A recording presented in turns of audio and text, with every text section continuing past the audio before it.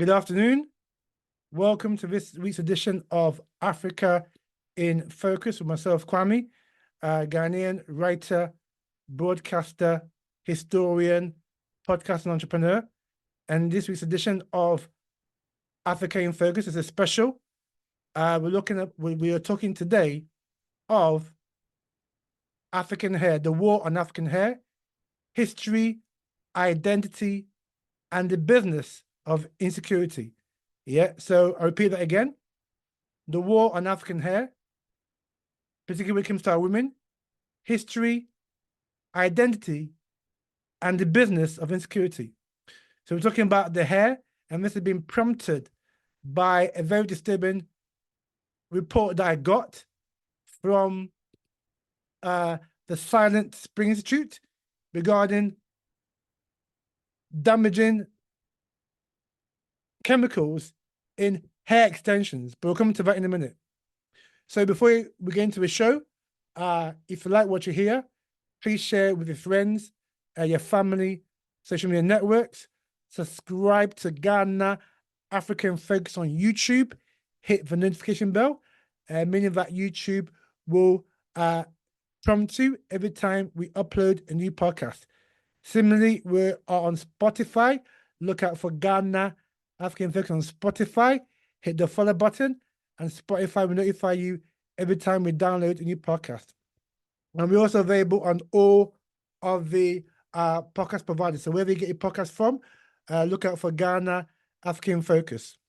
All right, so over the next couple of months, we've got some very, very interesting guests coming up, one of whom is a managing director, yes, indeed, the managing director of a fleet company, and he'll be talking to me about green issues. That's in June, whereby we'll be doing our series about business opportunities in Ghana. And I think this would be a very, very good time to invite the gentleman who's the director of a fleet company to talk about green energy and also how his company can tap into the green industry within Africa and Ghana. So look out for that. I've also got a guest in May next month from the Uyghur community. So I don't know if you know, but the Uyghur community are Muslims and they've been oppressed by the Chinese regime within China. So I got a guest from the Uyghur community talking about that and how you can get involved in their struggle. So that's going to be in May. So look out for these very, very two powerful interviews that we'll be doing in Africa in Focus coming up in the next couple of months. So before I get into the show, talking about, poisons in hair braids, yeah, particularly for you ladies that like to do your hair in braid, yeah, we've got some very disturbing news for you. But before that, just quickly, obviously this week saw the release of the long-awaited biopic of Michael Jackson called Michael. It's been out in America. I think it's also going to be out in the UK this week. Well, yeah, I think this week as well. And as we predicted, the white media has trashed, the film, yeah, because in their eyes, it does not highlight the so-called child abuse allegations, yeah. So this is typical of the white media. When every time a black artist brings something out, they don't want to appreciate the art or the music or the great entertainer that the artist was, that person was.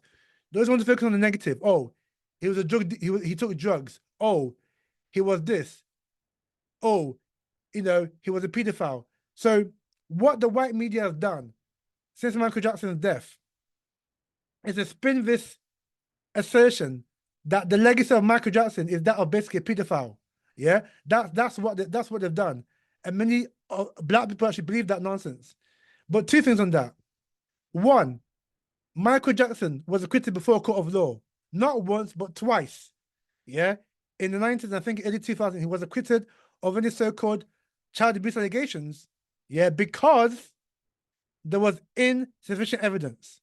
Yeah, and two, one of the main protagonists, of his allegations, a boy called Jordan Chandler, said that his father put him up to that, and Michael did not abuse him in any shape or form. In actual fact, there's a recording of Jordan's father, Dr. Chandler, saying that he's going to get Michael Jackson, he's going to destroy Michael Jackson on basis claims. He's going to make his son say that Michael Jackson abused him in order to get money from Michael Jackson. Yeah. So this shows you how the white man works. So, you know, whether they like the film or not is for me immaterial.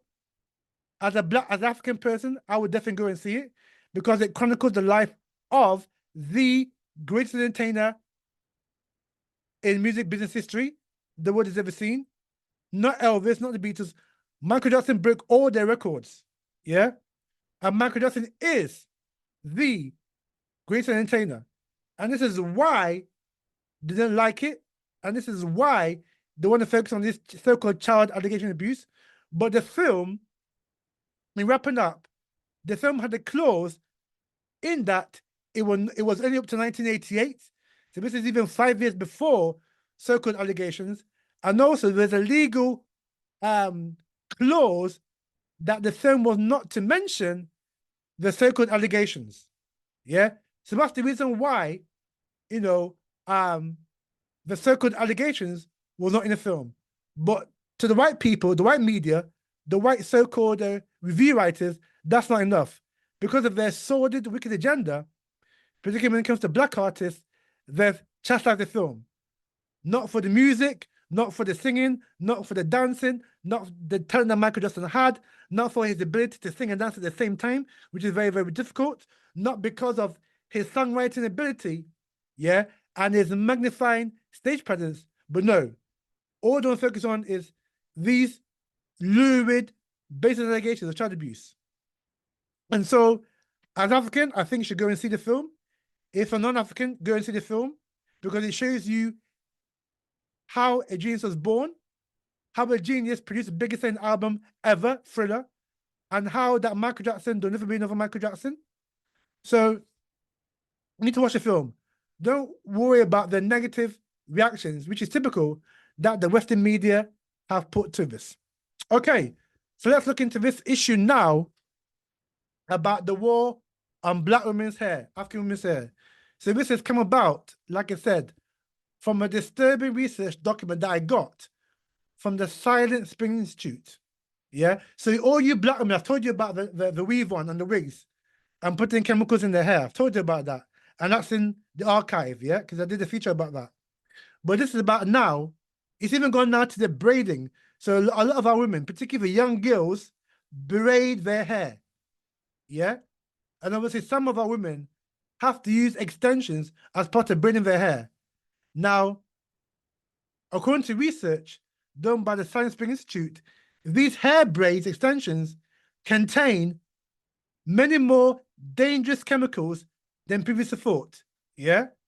So I'm going to leave the article in the footnotes to the show, but there's some highlights from the show. It said from the article, it said that products found to contain toxic organoids, flame retardants, palatidists, I can't pronounce the name properly, but pathologists, and other substances linked with cancer and other harmful harm effects were found in hair extensions used for braiding hair. Yeah. So in the most comprehensive analysis to date, a new study by Silent Spring Institute identified dozens, not one, but dozens of hazardous chemicals in hair extensions. Hair extensions, beloved. Yeah. Including products made from human hair, providing the strongest evidence of the potential health risks associated with this largely unregulated category of beauty products that disproportionately, and that's the key word, disproportionately affect Black women. Because we know that white women wear hair extensions. And also some Asian women wear hair extensions. But the majority, about 70% of women that wear hair extensions or use hair extensions are Black African women. So this article was published in the American Chemical Society Journal, Environmental and Health. And the study arrives amid growing concern about the health impacts of hair extensions, which are widely used by Black women. Yeah. So we're going to go deep into this, right? Why would you put chemicals in this hair extensions? Why? If there's not an ulterior motive. And even within the article itself, it says that pesticides, beloved, that they put in food, that they put in, industry that paints, yeah, like nail varnish. Why are you putting pesticides in these hair braids or hair extensions used for braiding hair? If there's not a motive, it's not an ultimate binder. So now, let's get into the detail about this, because there's a deep history, right? Why Black women in Africa, in UK, in North America, in South America, in the Caribbean are wearing their hair the way that they do. Yeah? So I'm going to give you a deep analysis of this as part of this podcast. So, before slavery, before colonization, before the white man's global beauty industry narrative, yeah, they learned to weaponize self-doubt. So many Black women today are fixing their hair, not their natural nappy, kinky hair, but chemicals, weave-ons, wig, and now hair extensions, is because their hair has been used to weaponize it. Now check this out, beloved. Check this out. Before slavery and colonialism, African hair was a spiritual technology. You see, many of you Black women don't know that. Your nappy, kinky, woolly hair was spiritual technology. Now, across the continent, hair was treated as a sacred extension of the self.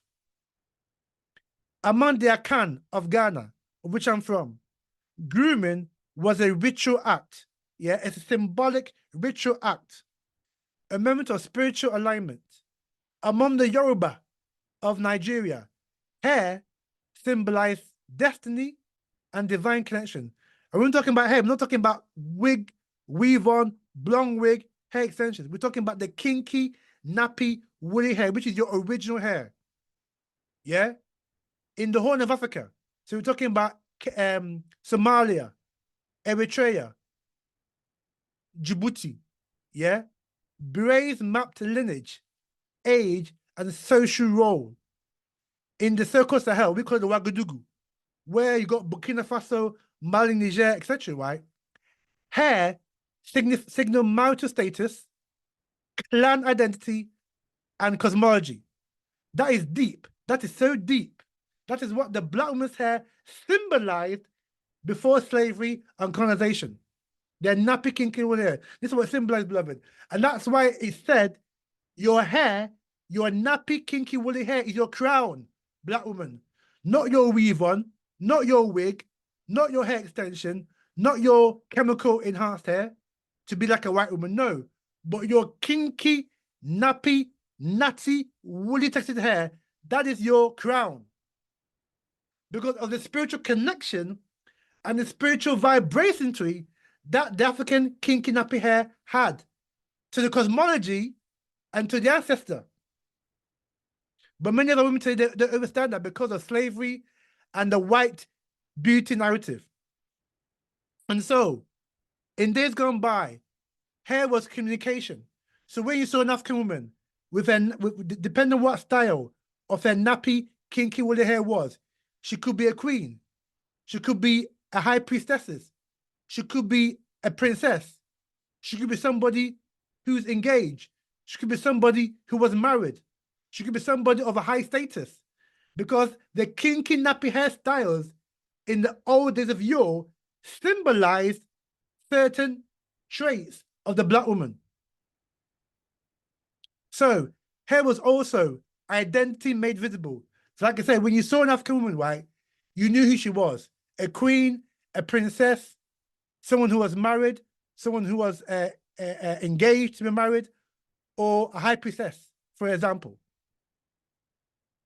And so this because of all the races, African hair grows up, not down. So the white woman, the South Asian woman, the Chinese woman, the Arab woman, so-called, their hair grows down. You, Black woman, Your hair goes up. It defies gravity, beloved. Defies gravity. So many cultures believed it connected the individual to the ancestors and to the divine supreme being. Treyampong, as you say in Akan, in Tree. So this is the foundation, yeah, and this is what was attacked first by the white man, and we're coming to that, and the Arab. We're coming to that. So we're looking now about enslavement, so-called slavery, the first act of violence on the black woman. So when Africans were captured and forced onto slave ships, first by the so-called Arab, then by the European, the first act of violence was not the whip, it was the blade. African people, but we're talking about African women, they had their head shaved. Not for hygiene, but for erasure. Erasure of that divinity that your nappy, woolly, kinky hair represented. And the white man knew this. The Arab and the white man knew this because they studied us. Even today, 2026, all the people, they study black people. But you don't know that. But we do. We who study white people and others, we know that they study us. They study our culture, our language, the way we walk, the way we talk, the way we even play football, play music. They want to copy us. So they study us. Even back then, yeah, in the enslavement period, they were studying us. So they understood the true nature of the African woman, the black woman's kinky, nappy, woolly hair. That's why they shaved it. Because it signified power and spiritual divinity. So they cut the black woman's head off, shaved it off. Yeah? For erasure. And so in doing that, the identity was wiped clean. And they created a new, along with the whipping and the beating and the religion and changing and forcing you in the white man and Arab man's name, you will call Mr. Muhammad or Mr. Al-Naim, Mr. Rashid, Mr. Rasul, Mr. Al-Amin. That's not an African name, that's an Arab name. Yeah? Part of the erasure. Again, in terms of the European, you will call Mr. Baptiste, Mr. Monsieur, Mr. Brown, Mr. Cameron, Mr. Smith, Mr. Jones, you know, Mr. Van Basten, Mr. Van der Poy, yeah, Mr. Van Dyke, yeah. So that was your identity, your lineage erased, and that was your spiritual connection severed. So your nappy, kinky, woolly hair that symbolized the spiritual connection between you and the Most High and the ancestors that was severed when the European and the Arab shaved black women's head off during the enslavement process. Yeah, so this was psychological warfare. And even in bondage, African hair became a tool of resistance, yeah? So even though we're enslaved, our nappy kinky woolly hair became a symbol of resistance, yeah? So enslaved Africans braided their nappy kinky hair, yeah, into cornrows, yeah? So back then, they used extensions. They used their nappy hair that they had to braid it into extensions, yeah? Braid it into cornrows, yeah, or cane rows. So they hid seeds in their hair to replant African crops in the Americas. They used styles to signal danger, solidarity, and survival. So even though the white man cut the kinky, nappy woolly hair off, and the Arab did the same, they grew their hair in such a way that it maintained part of their identity as African people. But the trauma of this forced shaving created a new wound, a wound that would be exploited for centuries. And that wound continues to this day. And we'll come to that later. So now, we enter a period of colonialism. So this is after so-called slavery. Yeah, we enter a period of colonialism, and the missionary schools, yeah, and how that was used, and that religion was also used to criminalize African nappy woolly hair. So when colonial rule spread across the African continent and the so-called Caribbean, European administrators and missionaries launched a full-scale war on African aesthetics. So natural hair, now check this now. This is not me talking. This is what the missionaries, this is what they said. When they're trying to so-called civilize this and give us so-called Jesus, this is what they said. Our natural kinky nappy hair was labeled unruly, uncivilized, unprofessional, and dirty.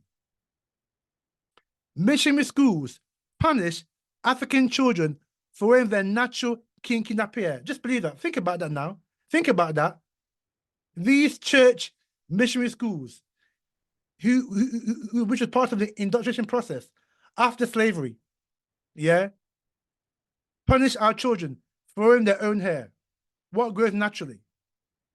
Colonial employers demanded rather straightened hair as a condition for work. That was then. Is it the truth today? Particularly in white corporate America, white corporate Britain, white corporate Canada, white corporate Europe. Many of our women today don't have their natural kinky African hair because it is deemed by the white man as so-called unprofessional. So you black women, because you've been forced to believe this nonsense, you now take upon yourself that in order to get a job, I've got to relax my hair, wear a weave or wig on, or wear hair extensions, braid my hair. Yeah? But this was done a long time ago in the colonial era. So, and this comes into a very important point, European beauty norms were then enforced as a measure of intelligence, morality, and worth. I want to say that again. European beauty norms, this is how it started, through the missionary schools and through the colonial era, was enforced as a sign of intelligence, morality, and worth. So this is where the war on African hair became engineered. This is where colorism was weaponized, i.e. dark skin, light skin. And this is where the idea that nappy, kinky African hair was needed to be fixed was born during this time in the mission schools and the colonial era. So apart from the violence that was meant out to particularly black women who had their nappy, kinky hair, a new economy emerged. And this is where you black women who dye your hair, weave on, wig, etc., this is where the new economy emerged. Yeah, because the white man saw a way, even during slavery, how to make money from our insecurity based on the notion of white supremacy, that Europeans' hair is nice, it's smooth, it's fine, and black hair is unprofessional, unruly, uncivilized. So now, we're going to tap into the birth of the billion-dollar hair industry. So, because of all this European propaganda and the European beauty narrative, the white woman's narrative, yeah, that she's beautiful than any other woman, and black women fell for that because of their own insecurity and their own indoctrination. By the 20th century, relaxers, hot combs, and chemical straighteners became tools of survival, particularly for black women, in a world shaped by colonial beauty standards. And those colonial beauty standards were essentially European. Now, survival turned into dependency. Dependency turned into identity. Identity turned into profit. Yeah?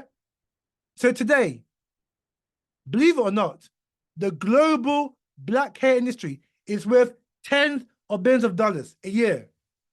This industry is built on white supremacy, And this is built on the aftershock of the historical trauma that had its origin in the Arab and European enslavement of African people. Yeah? And so, this multi-billion-dollar industry is the industry that Black people don't control, African people don't control. We are the end products. But the controllers are the white man. These big companies like Revlon, L'Oreal, Procter & Gamble, they're not owned by us. They're owned by white people. And then you got the Asians. So you got, when I mean Asian, I'm talking about Korea, Indian, Pakistan. Yeah, those are the big three nations that also have a huge play in the Black hair industry. So now, relaxers, wig, weave on, lace fronts, chemical treatment, skin lightening treatment, false eyelashes, edge control, heat tools, yeah, protective styles that are not protective, you know, when done under pressure. This all became a multi-billion-dollar industry for people who don't like Black people but want to exploit their insecurity based on white supremacy and make money from them. So these corporations I mentioned, like L'Oreal, like Procter & Gamble, like Revlon, these companies don't sell beauty. What they sell, yeah, is a psychological warfare. So what they sell is insecurity. They sell aspiration, i.e., you want to look like a white woman. So to think to get on, to be so-called professional, you got to be like a white woman. So therefore, have your hair like a white woman. Yeah, they sell escape from the stigma they help create by getting you away from your natural, kinky, nappy, woolly hair that had spiritual vibration, and that was your original crown. That is your crown, beloved Black woman. Not your relaxer, not your weave on, not your chemical hair, not your hair extension, not your braided hair, but your kinky, nappy, woolly hair. That was your crown, beloved. And you've allowed the white man and the Asians to convince you that your nappy, kinky, woolly hair is not good enough, but you got to have hair like a white woman in order to be accepted in this society. You see how the brainwashing has come about? So now, we move on to a section now which deals with the diaspora, particularly the identity, trauma, and also this notion of wanting to be accepted by white people. So, in the diaspora, hair has become a political battlefield. So Black women were, and still are today, forced to perform emotional labor just to exist in public spaces. Workplace pieces hair. School, oh my gosh, school. In the UK, you know, Black girl can't get, you know, can't wear nappy kinky hair. I've seen lots of schoolgirls in the UK. A lot of them, not all, but a lot of them have got braids. These braids, I'm talking about pesticides, these pesticide damaging hair extension braid. Also, the spray that you put on your braid to make it, you know, after you braid your hair and to keep it in check. The sprays also contain chemicals, beloved, chemicals. But let's get back into this. So the schools police the hair, particularly in the UK and America. Dating markets police hair. Yeah. So basically, believe it or not, some dating sites that Black men go to, yeah, men, be they African or non-African, will only go with a Black woman who's got chemical or enhanced hair, not her own natural kinky hair. That's sad. Also, media, the wicked white media, yeah, through the film, through the music industry, particularly music industry, because that's where you get Black people, yeah, they narrow beauty hierarchies. So you never see a dark-skinned Black woman in the music industry with her own natural kinky nappy hair. You don't. They promote Beyonce, Rihanna. There's a big two, particularly since 2000. Beyonce, Rihanna. And look at Beyonce. Has she got a natural kinky hair? No, she hasn't. She hasn't even got black hair. Every time you see Beyonce, she's wearing either blonde hair, it's particularly blonde hair, or blonde wig, or she dyed it blonde. Look at Rihanna. Never had kinky nappy woolly hair. Even didn't have cane rows. It was also wig, yeah, and weaves, yeah. So this is the media attack, particularly by the music industry, on beauty, on creating beauty hierarchy based on light skin and then, chemical or European hair standard, yeah. And unfortunately, many of our young women look up to Rihanna, look up to Beyonce, want to copy them, eliminate them, or emulate them rather. And therefore, they do what they do with their hair. Yeah? So the language also, and this is what the white man does to very, very well, and our black people don't really understand it, the language that they use is always very, very coded. So they come and say neat. Oh, your hair looks very neat. Oh, it looks very well put together. Oh, it looks very professional. Oh, it looks very presentable. These are the coded words that they say to particular black women when you wear your wig, your weave on, or you have your hair braid. This is the sort of language that they use. Oh, it looks nice. Oh, it looks really nice. I really like your hair. It looks really nice. That's kind of saying that you look like us. Basically, that's what it says. You look like us. So these words are not neutral.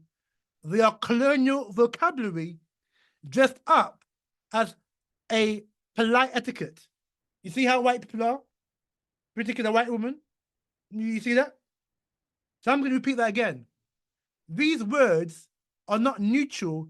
They are colonial vocabulary dressed up as modern etiquette.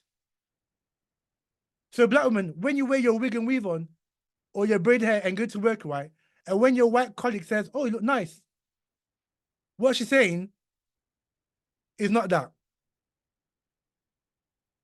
So the pressure is consistent on black women.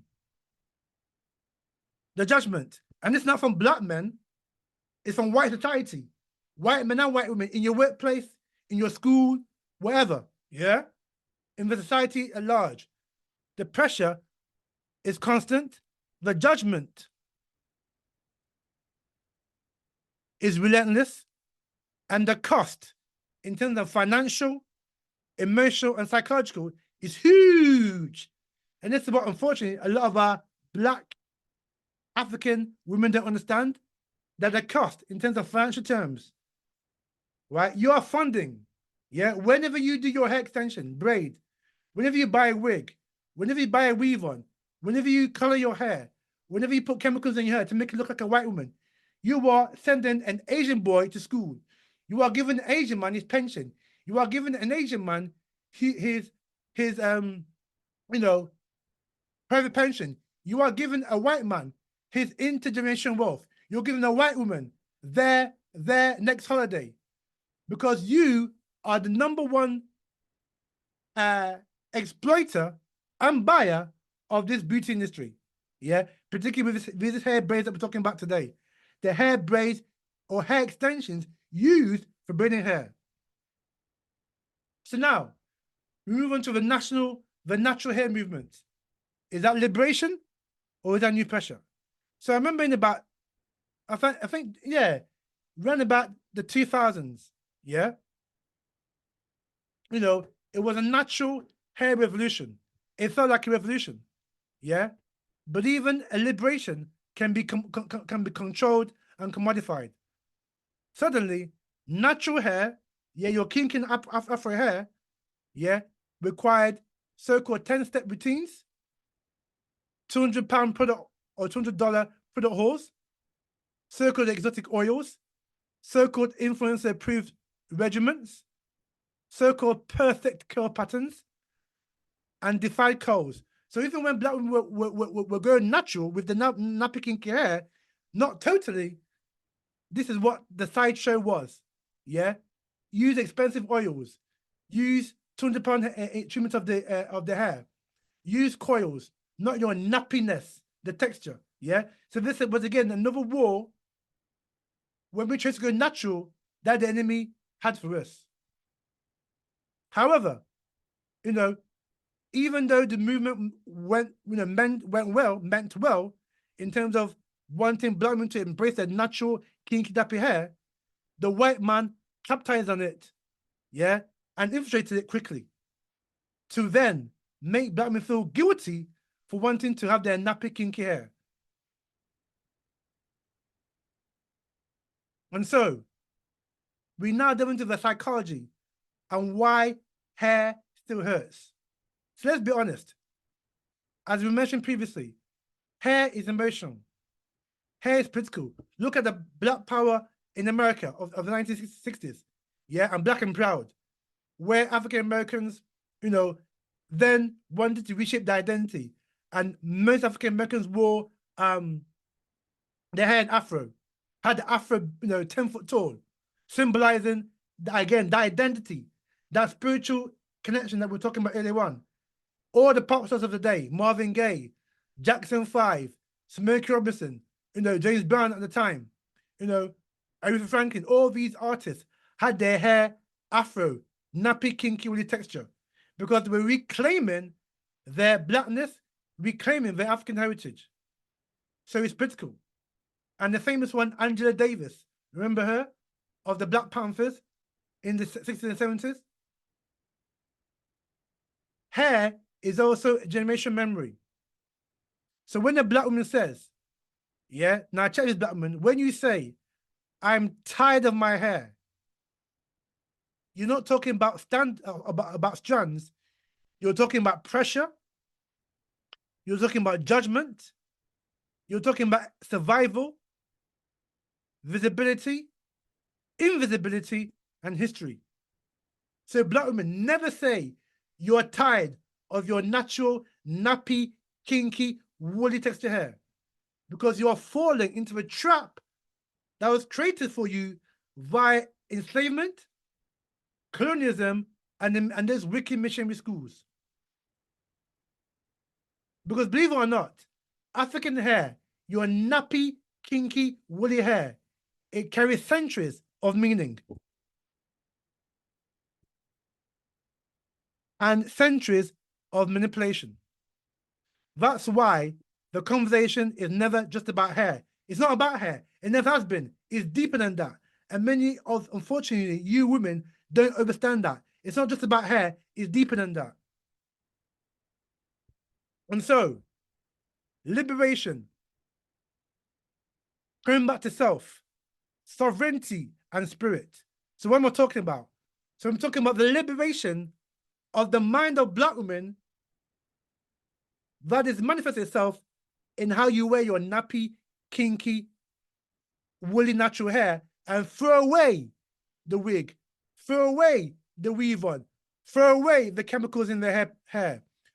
Don't use the hair extension to braid your hair. I'm not saying don't braid your hair, but don't use hair extensions. Use your nappy, kinky hair to braid your hair. So, when we talk about liberation, what do I mean by liberation? Choice without punishment, identity without apology. So you can be proud of your African identity without having to appease white people or society in general. Liberation is like hair that is free from colonial vocabulary. It looks like African textures treated as divine, not defective. Yeah? It looks like understanding, black woman, that natural hair is not a trend. It is a return to your sovereignty, return to your freedom. More importantly, it's a return to lineage and return to spiritual grounding. So when we liberate our hair by throwing away the European narrative, right, you are reclaiming, yeah, your identity and your spirituality.